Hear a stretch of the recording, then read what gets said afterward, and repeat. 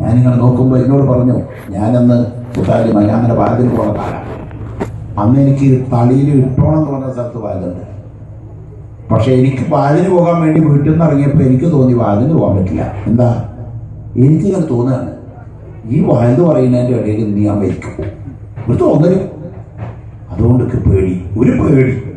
വാതിന് പോകണ്ട, വാതിന് പോയാൽ മരിക്കും, ആരോ എന്നെ തടീനെ പോലെ. ഞാൻ നേരെ പള്ളപ്പട്ടി ഉസ്താദ് എന്ന് പറഞ്ഞ കുഞ്ഞുമോനക്കാട് വീട്ടിൽ വന്നു. അന്ന് നമ്മുടെ ഇബ്രാഹിം അദ്ദേഹത്തിന് അനുസരിച്ച് അഷ്റഫൊക്കെ അന്ന് അഷ്റഫ് മുസ്ലിം എന്ന് പറഞ്ഞാൽ ഇവരൊക്കെ ഒന്ന് കൊച്ചു കുട്ടിയാണ്. അഷ്റഫിൻ്റെ മോൻ്റെ അത്ര പോലും ഇല്ല, അതിൻ്റെ കീഴ്പ്പെട്ടാണ്. ചെറിയ കൊച്ചു കുട്ടികളും വളർന്നു വരണേ ഉള്ളൂ. പക്ഷെ അപ്പോഴും ഈ ഫാറൂഖ് ഉസ്താദ് എന്നോട് പറയും, നിങ്ങൾ കുറിച്ച് വെച്ചോണം, ഞാൻ മരിച്ചോളൂ, ഇവ ഒരു സംഭവമാവും കേട്ടോ. അഷ്റഫിനെ ചൂണ്ടിയിട്ട് പറയും, എൻ്റെ പിൻജാമി ഇവനെ നമ്മൾ കണ്ടോളി, ഇവനൊരു സംഭവമാവും, നിങ്ങളെപ്പോലത്തെ ഒരു മുള്ളൂർക്കര മറ്റൊരു മുള്ളൂർക്കര ഇവൻ വരും എന്ന് പറയും. ഞാനങ്ങനെ എനിക്ക് വാതിന് പോകാൻ വല്ലാത്ത പേടിയാണ് എനിക്ക്. ഞാൻ പറഞ്ഞു, അപ്പം എന്നോട് ചോദിച്ചു, വാതിൽ നിങ്ങൾ പോണില്ലേ ചോദിച്ചു. ഞാൻ പറഞ്ഞു, ഞാൻ പോണില്ല, എനിക്ക് സ്റ്റേജിൻ്റെ മുകളിൽ കയറാൻ പേടിയാന്ന് പറഞ്ഞു. അപ്പോൾ പറഞ്ഞു, പടച്ചറപ്പ അവിടെ ആൾക്കാർ ഇപ്പോൾ കാത്തിരിക്കുന്നുണ്ട്, ആൾക്കാർ കാത്തിരിക്കുന്നുണ്ട്, ഇപ്പോൾ ഇടക്കിടക്ക് ഫോണും വരുന്നുണ്ട്, ഞാൻ കട്ടാക്കുക. എനിക്ക് വാതിൻ്റെ സ്റ്റേജിന് മുകളിൽ കയറിയാൽ ഞാൻ അപ്പം മരിക്കുന്ന എനിക്ക് തോന്നുന്നത്. അപ്പോൾ അദ്ദേഹം പറഞ്ഞു, നിങ്ങൾക്ക് സെഹർ വന്നിട്ടുണ്ട്, നിങ്ങൾക്ക് സെഹർ വന്നിട്ടുണ്ട്, നിങ്ങൾക്ക് കണ്ണേറ് പറ്റിയിട്ടുണ്ട്. അദ്ദേഹം എന്റെ തലയിൽ കൈയങ്ങ് വെച്ചു. ഞാൻ മൊയ്ലിയാരാണ്, അദ്ദേഹം നാടനാണെന്ന്. എന്റെ തലയിൽ കൈ വെച്ചിട്ട് ബിസ്മിൽ മുഹൈമിനി അബ്തദി ഇംലാഇ وبحمده شكرا على النعماء وبحمزة الكرار أم المصطفى أسد الإله وسيد الشهداء എന്നുള്ള ബദർബൈത്ത് അങ്ങനെ ചൊല്ലിയിട്ട് ഇന്നെ ശ്രീ ശ്രീ ശ്രീ ശ്രീ ശ്രീ എന്ന് പറഞ്ഞാൽ മന്ത്രിച്ചു. എന്നിട്ട് പറഞ്ഞു, വരി ഇനി നമുക്ക് പോകാമോ? അപ്പം ഞാൻ പറഞ്ഞല്ല, നമുക്ക് എന്തെങ്കിലും പറ്റുമോ? നമുക്കൊന്നും പറ്റില്ല, ഞാൻ എൻ്റെ കൂടെ.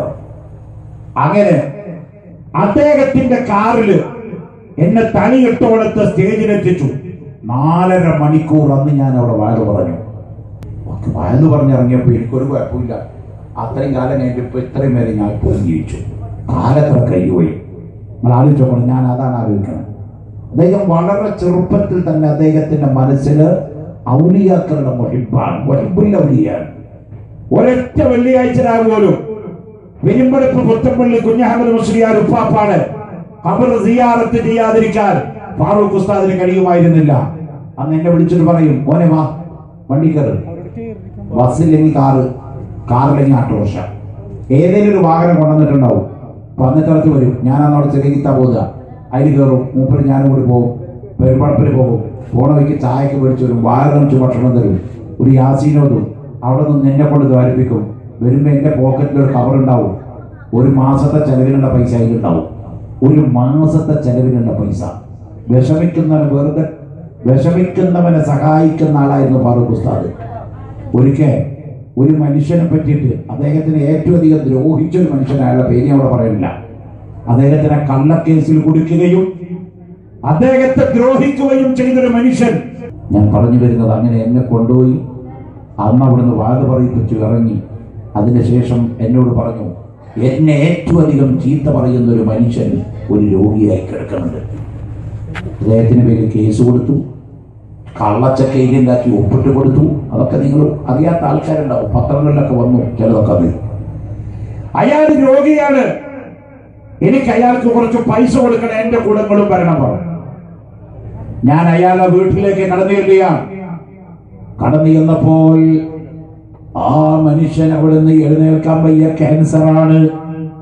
അവിടെ കിടന്ന കിടപ്പിൽ തന്നെ മലം പോയിക്കൊണ്ടിരിക്കുകയാണ്. എന്നെ കണ്ട ഉടനെ കണ്ണെ കൈ പിടിച്ചുകൊണ്ട് പറഞ്ഞു, അസ്സലാമു അലൈക്കും.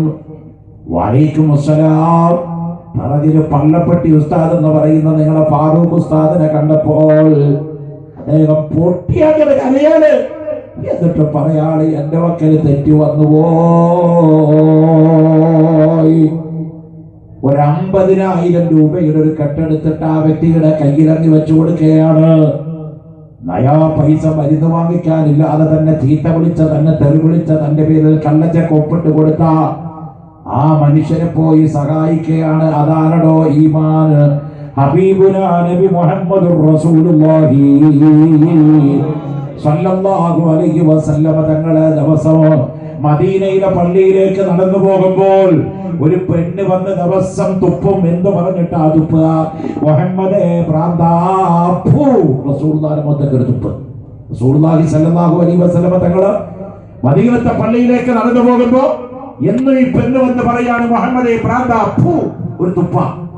അല്ലാഹുവിന്റെ റസൂലിനെ ദിവസം തുപ്പിയിരുന്ന ആ പെണ്ണ് ഒരു ദിവസം നബി സല്ലല്ലാഹു അലൈഹി വസല്ലമ തങ്ങൾ ആ വഴിയിലൂടെ നടന്നു വരുമ്പോൾ തന്നെ തുപ്പുന്ന പെണ്ണിനെ കാണാനില്ല. റഹ്മത്തുൽ ലിൽ ആലമീൻ, വിശാല മനസ്സരിയുടെ ഉറവിടമായ നബി മുഹമ്മദ് റസൂലുള്ളാഹി സല്ലല്ലാഹു അലൈഹി വസല്ലമ തങ്ങൾ ചോദിക്കുകയാണ്, എന്നെ തുപ്പുന്ന പെണ്ണുകൾ എവിടെ?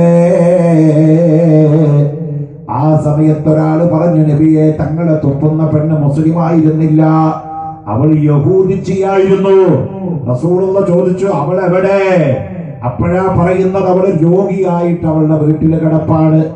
നബി സല്ലല്ലാഹു അലൈഹി വസല്ലമ തങ്ങൾ പറഞ്ഞു, ആ പെങ്ങളുടെ വീട്ടിലേക്ക് എനിക്കൊന്ന് ചെല്ലണം, ആ പെങ്ങളെ ഒന്ന് സമാധാനിപ്പിക്കാൻ. നബി സല്ലല്ലാഹു അലൈഹി വസല്ലമ തങ്ങൾ അങ്ങ് ചെന്നു.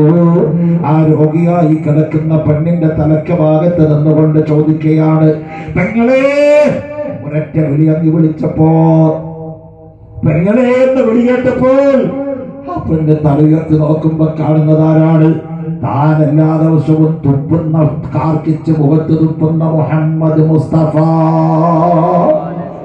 അവിടുന്ന് വിളിച്ചു പറയാണ്, വഅന്നക റസൂലുള്ളാഹ് വഅന്നക ഹബീബുള്ളാഹ്. നബിയെ നിങ്ങൾ അല്ലാഹുവിന്റെ റസൂലാണ്, നബിയെ നിങ്ങൾ അല്ലാഹുവിന്റെ റസൂലാണ്. എനിക്ക് അബദ്ധം പറ്റിപ്പോയി, ഞാനിതാ മുസ്ലിമായിരിക്കുന്നു.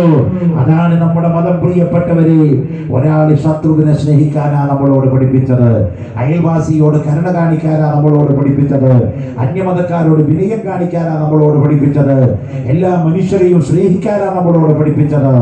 അതായിരുന്നു പള്ളപ്പട്ടി ഫാറൂഖ് ഉസ്താദിന്റെ പ്രത്യേകത. ഏറ്റവും ദേഷ്യമുള്ള ആളാന്ന് വെച്ചിട്ട് അദ്ദേഹത്തെ ഉപദ്രവിക്കില്ല. പലരും പേരെനിക്കറിയാം, ഞാൻ പറയുന്നില്ല.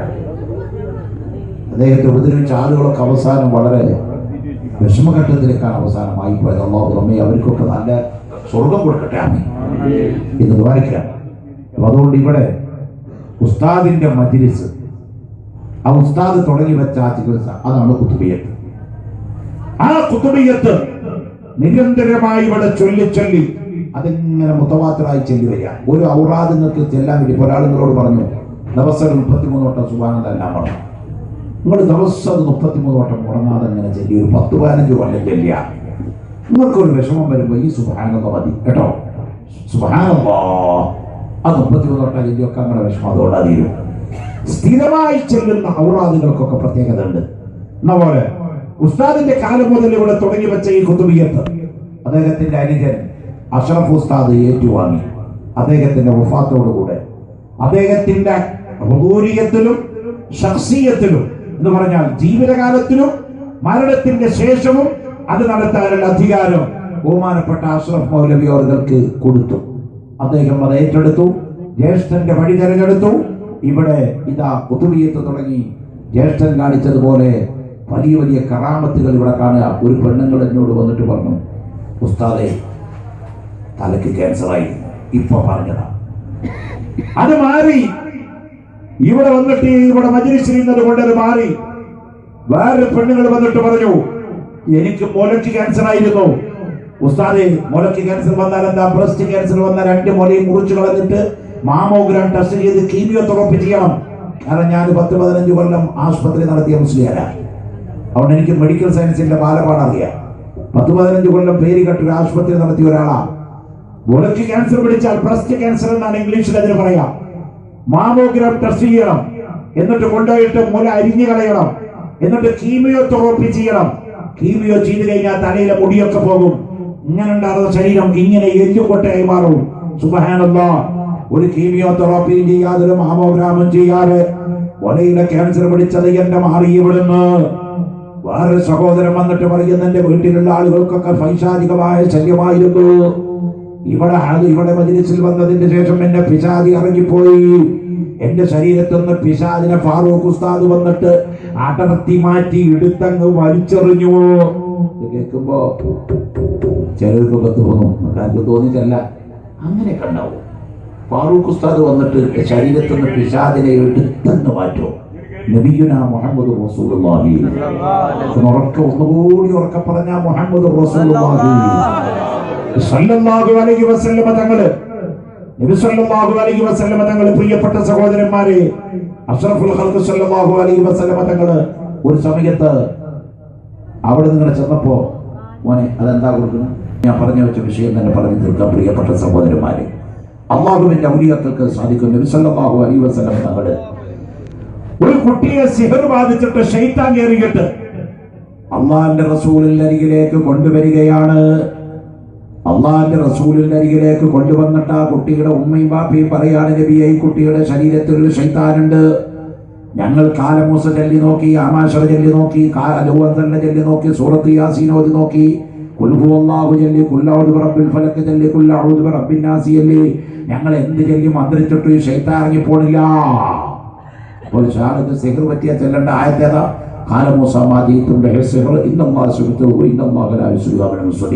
മറ്റേ ചെല്ലേണ്ടത്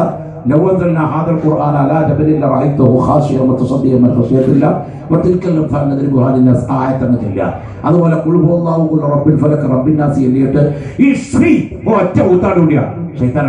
അള്ളാഹുവിന്റെ റസൂലിന്റെ അരികിലേക്ക് കൊണ്ടുവന്നിട്ട് ആ കുട്ടിയുടെ ഉമ്മയും ബാപ്പയും പറഞ്ഞു, നബിയെ, എന്റെ കുട്ടിയുടെ ശരീരത്തിൽ ശൈത്താൻ എന്ത് ചൊല്ലി ഊതി മന്ത്രിച്ചാലും ആ ശൈത്താൻ പോണില്ല. അള്ളാഹുവിന്റെ റസൂല് പറഞ്ഞു, ഇറങ്ങടാ ശൈത്താനേ, ഉഖ്റുജ് അയ്യുഹ ശൈത്താൻ. റസൂലുള്ളാഹി പറഞ്ഞ വാചകമാണത്, ഉഖ്റുജ് അയ്യുഹ ശൈത്താൻ.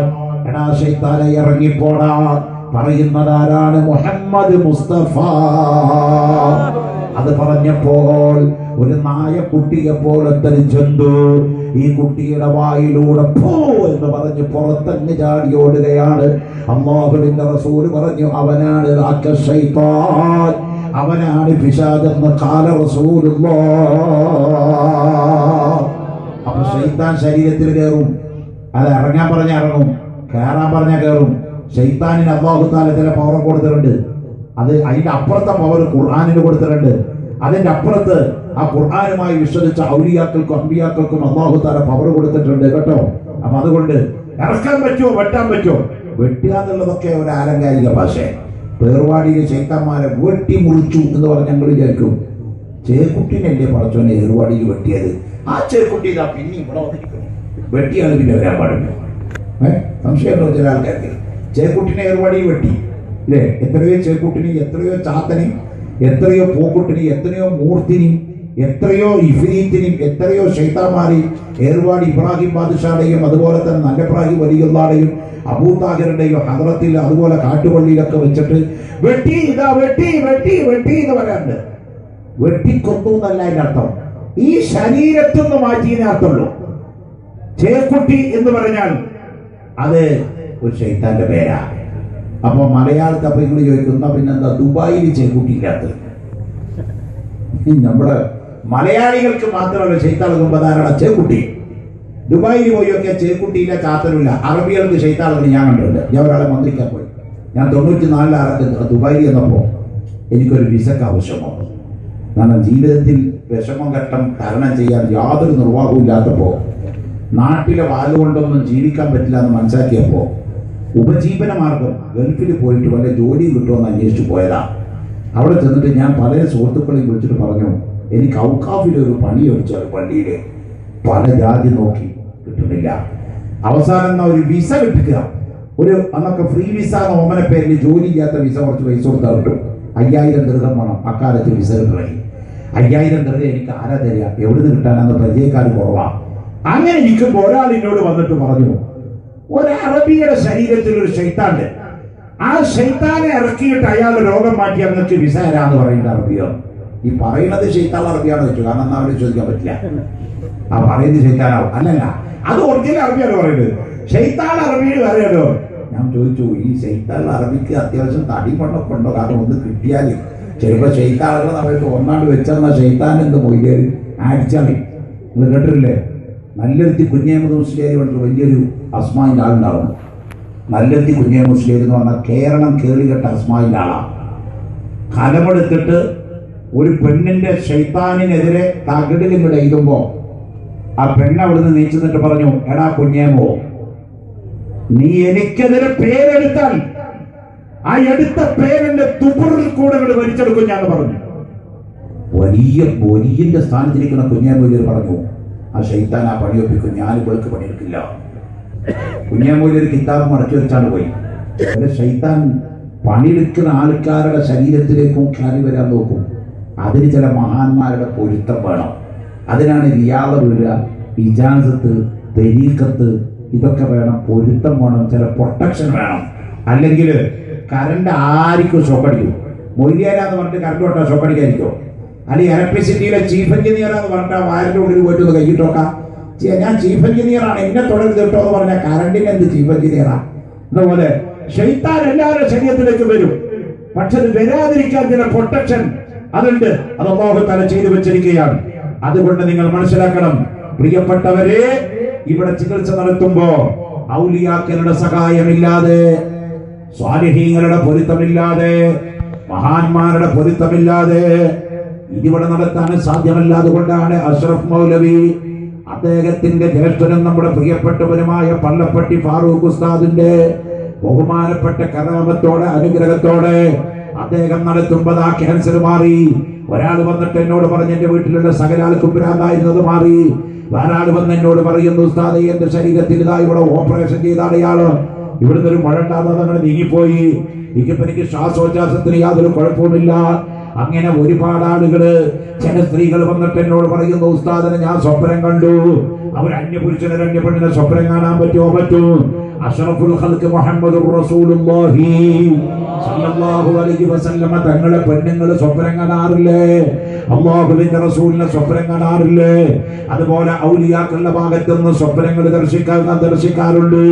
നഫീസത്തുൽ മിസ്രിയ റളിയല്ലാഹു അൻഹ ഔലിയാക്കളിൽപ്പെട്ട പെണ്ണായിരുന്നു. എത്ര ഔലിയാക്കൾ അവർ സ്വപ്നം കണ്ടിരുന്നു. എത്ര ശൈഖന്മാരുമായി അവർക്ക് ബന്ധമുണ്ടായിരുന്നു. എത്ര തരീഖത്തിന്റെ ഇജാദത്ത് അവർക്കുണ്ടായിരുന്നു. അതുകൊണ്ട് ആ ഭാഗത്തേക്ക് ഞാൻ കടന്നു പറയുകയില്ല. അൽഹംദുലില്ലാ, നമ്മുടെ മജ്ലിസിൽ ക്യാൻസർ മാറുന്നു, കുഷ്ഠരോഗം മാറുന്നു, ശൈത്താൻ മാറുന്നു, വെള്ളപ്പാണ്ട് മാറുന്നു, വിഷമങ്ങൾ തീരുന്നു. 10 ലക്ഷം ചെലവഴിക്കാൻ മാറുമോ ക്യാൻസർ? അറിയില്ല. അല്ലാഹു മാരക രോഗത്തിന് തൊട്ട് നമ്മളെ കാത്തിരക്ഷിക്കട്ടെ. മറ്റു രോഗമുള്ളവരുടെ രോഗം അല്ലാഹു മഹാന്മാരുടെ ബർക്കത്ത് കൊണ്ട് ശിഫയാകട്ടെ. നമ്മുടെ ശരീരത്തിൽ അതിന്റെ അണുക്കൾ എവിടെയെങ്കിലും കയറിയിട്ടുള്ള അല്ലാഹു അത് മുഴുവൻ ഞങ്ങളുടെ ശരീരത്തിൽ നീ മഹാന്റെ ബർക്കത്ത് കൊണ്ടും ഔഫില്ലാദന്റെ ബർക്കത്ത് കൊണ്ടും ഹബീബ് റസൂലുള്ളാഹിന്റെ ബർക്കത്ത് കൊണ്ടും പരിപൂർണ്ണ ശിഫ നൽകണേ അല്ലാഹ്. പക്ഷെ എന്നെ ഇവിടെ വേദനിപ്പിച്ച ഒരു കാര്യം, ഇപ്പൊ ഞങ്ങൾ വരുമ്പോഴും ചിന്തിച്ചത്, ഞാൻ എൻ്റെ ഡ്രൈവറോട് പറഞ്ഞു, എൻ്റെ കൂടെയുള്ള അലി മുസ്ലിയാർ, മുള്ളൂർക്കൽ അലി മുസ്ലിയാർ ഹജ്ജ് ഉംറ സിയാറത്ത് ഗ്രൂപ്പിൻ്റെ, ദാറുസ്സലാം ഹജ്ജ് ഉംറ സിയാറത്തിൻ്റെ ഗ്രൂപ്പിൻ്റെ നേതാവായ അമീറായ അലി മുസ്ലിയാരോട് പറഞ്ഞു, ഇപ്പോൾ വീട്ടിലേക്കാണ് നമ്മൾ പോകുന്നില്ലേ ചോദിച്ചു. അതെ, ഈ വീട്ടിൽ വന്നപ്പോൾ അതിൻ്റെ അകത്തേക്ക് എന്നെ കൊണ്ടുപോയപ്പോൾ കടക്കാൻ വയ്യ, പെണ്ണുങ്ങൾ നിരന്ന് കിടക്കുക. ഇവിടെയാണെങ്കിൽ നിങ്ങളെല്ലാവരും നിരന്നിരിക്കുക. ഒരു മജ്‌ലിസിൽ വന്നിട്ട് അതിൻ്റെ ആ യഥാർത്ഥ ഇരുത്തം ഇരിക്കാനും, വരുന്ന പെണ്ണുങ്ങൾക്ക് ഒരു ഭാഗത്ത് ഇരുന്നിട്ട് സൗകര്യത്തോടെ ഹിജാബോടെ ഇരിക്കാനും, ആണുങ്ങൾക്ക് മറ്റൊരു സ്ഥലത്തിരിക്കാനും ഇവിടെ തീരെ സൗകര്യം. അപ്പൊ ഞാൻ ചോദിച്ചു, ഇതിനൊരു പരിഹാരം വേണ്ടേ? ബഹുമാനപ്പെട്ട പള്ളപ്പട്ടി ഉസ്താദ് പറഞ്ഞിട്ടുണ്ട്, എന്റെ ജ്യേഷ്ഠനോട് പറഞ്ഞിട്ടുണ്ട്, ഒരു നല്ലൊരു മജ്‌ലിസ് ഉണ്ടാക്കണത്. എന്നിട്ട് നിങ്ങൾ എന്ത് ചെയ്തു? ഞങ്ങൾ കുറച്ച് സ്ഥലം ഇവിടെ വാങ്ങിച്ചിട്ടുണ്ട് ഉസ്താദെ, മജ്‌ലിസിലും അതുപോലെ ഒരു കുല്ലിയത്തിൽ ഹിഫ്ദുൽ ഖുർആൻ കോളേജും ഒക്കെ ഉദ്ദേശിക്കുന്നുണ്ട് അവിടെ. അതിനുവേണ്ടി ഒരു സ്ഥലം വാങ്ങിച്ചിട്ടുണ്ട്. അവിടുത്തെ നിർദ്ദേശപ്രകാരമാണ്. പക്ഷെ അതിന് അഡ്വാൻസ് കൊടുത്തിട്ടുണ്ട്, പണം സ്വരൂപിക്കാൻ കഴിഞ്ഞിട്ടില്ല. പ്രിയപ്പെട്ടവരെ, 10 ലക്ഷം കൊടുത്താൽ തിരിച്ചു കിട്ടാത്ത ജീവൻ, കിഡ്നിയും പാൻക്രിയാസും തകർന്നു പോയവര്, തലയ്ക്ക് മാരകമായ രോഗം പിടിച്ചവര്, വയറിന് ക്യാൻസർ പിടിച്ചവര്, ശരീരത്തിൽ നമ്മുടെ ഓപ്പറേഷൻ കൂടാതെ സുഖപ്പെടുത്തപ്പെട്ടവര്, അള്ളാഹു അനുഗ്രഹിച്ചവര്, നിങ്ങൾ അവിടെ കോടികൾ കൊടുക്കേണ്ട. ഒരു ചെറുപ്പക്കാരനോട് വന്നിട്ട് പറഞ്ഞു, എന്റെ വീട്ടിലുള്ള എല്ലാവരുടെയും ശൈത്താൻ മാറി. ഞാൻ അഷ്റഫ് ഉസ്താദിനോട് വന്നിട്ട് പറഞ്ഞു, ഉസ്താദേ ഞാൻ എന്തെങ്കിലും തരണ്ടേന്ന് ചോദിച്ചു. ഒന്നും വേണ്ടാതാവട്ടെ. ഇതെങ്ങനെ പിന്നെ നടന്നു പോണത്? അല്ലാഹുവിന്റെ ഒരു ഖുദ്റത്ത്, അല്ലാഹുവിന്റെ ഒരു ഖുദ്റത്ത്. അപ്പൊ നമ്മൾ ചെയ്യേണ്ട ഒരു വലിയ ബാധ്യതകളുണ്ട്. അത് ഈ സദസ്സിൽ നിന്ന് നിറവേറണം. ഇന്ന് നിറവേറണം. അല്ലാഹു ഇത് നിറവേറ്റി തരട്ടെ. ഉറക്കപ്പറയും നിറവേറ്റി തരട്ടെ. ഉറക്കപ്പറയും നിറവേറ്റി തരട്ടെ. ആമീൻ, നിറവേറ്റി തരട്ടെ. എന്താണത്? ഉമറുൽ ഫാറൂഖ് ഉസ്താദിന്റെ അടങ്ങാത്ത ആഗ്രഹം ഒരു നല്ല മജ്‌ലിസ് ഇവിടെ വരണം. നല്ല മജ്‌ലിസ്. അതിനനുയോജ്യമായ 20-21 സെന്റ് സ്ഥലം വാങ്ങിയിട്ടുണ്ട് ഇവിടെ. ഒരു സെന്റ് സ്ഥലത്തിന് 2 ലക്ഷത്തി ചില്ലാനം രൂപയാണ് അതിന്റെ രജിസ്ട്രേഷൻ അടക്കം ചെലവ് വരുന്നത്. ഈ ദുനിയാവില് ഔലിയാക്കളെ പ്രിയം വെക്കുന്ന സഹോദരന്മാരെ, പള്ളപ്പെട്ടി ഉസ്താദിന്റെ ഹൃദയത്തിൽ ജീവനോട് സ്നേഹിക്കുന്ന പെണ്ണുങ്ങളെ, സഹോദരന്മാരെ, മുഹബ്ബീകളെ, പടച്ചറപ്പിന്റെ പൊരുത്തത്തിന് വേണ്ടി അതിലേക്ക് നിങ്ങൾ വഖഫ് ചെയ്യൂ. നിങ്ങൾ ആഖിറത്തും ദുനിയാവും രക്ഷപ്പെടും. കാരണം ഔലിയാക്കളെ പ്രിയം വെച്ച് ഔലിയാക്കൾക്ക് കാവലിരുന്ന നായ സ്വർഗത്തിലാണെന്ന് ഖാല റസൂലുള്ളാഹി. വെള്ളിയാഴ്ച ഓടുന്ന അസ്ഹാബുൽ കഹ്ഫിന്റെ ചരിത്രം അറിയില്ലേ? വഖൽബുഹു ബാസിതുൻ ദിറാഇഹി ബിൽ വസീദ്. കാനായ നിസ്കരിച്ചിട്ടില്ല, നോമ്പ് നോറ്റിട്ടില്ല, ഹജ്ജ് ചെയ്തിട്ടില്ല. നായയായി ചെയ്ത പരിപാടി എന്താണ്? വഖൽബുഹു ബാസിതുൻ ദിറാഇഹി ബിൽ വസീദ്. അതിന്റെ 2 കൈകാലികൾ നിവർത്തി വെച്ചിട്ട് അല്ലാഹുവിന്റെ ഔലിയാക്കളെ സ്നേഹിച്ചുകൊണ്ട് കാവലിരുന്നു. ആ ഇരുത്തത്തിൽ ആ നായ മരണപ്പെട്ടു പോയി. നാളെ സ്വർഗത്തിൽ 7 ജീവികൾ കടക്കുന്ന കൂട്ടത്തിൽ 7ാമത്തെ ഒരു ജീവി നായയാണെന്ന് ഖാല റസൂലുള്ളാഹ്. നമ്മളൊക്കെ തെരുവ് പെട്ടികളെ തല്ലിക്കൊല്ലാൻ വേണ്ടി ഓടിയിട്ട് നടക്കുന്ന ഈ കാലത്ത് നായ സ്വർഗത്തിലാണ്. എന്താ നായ സ്വർഗത്തിൽ കിടക്കുന്നത്? ഔലിയാക്കളെ പ്രിയം വെച്ച നായ സ്വർഗത്തിലാണ്. ഔലിയാക്കളെ പ്രിയം വെച്ച നായ സ്വർഗത്തിലാണെങ്കിൽ ഔലിയാക്കളെ പ്രിയം വെച്ച നമ്മളോ മനുഷ്യനവൻ ഇഷ്ടപ്പെട്ടവന്റെ കൂടെ സ്വർഗത്തിലാണെന്ന് ഖാല റസൂലുള്ളാഹി.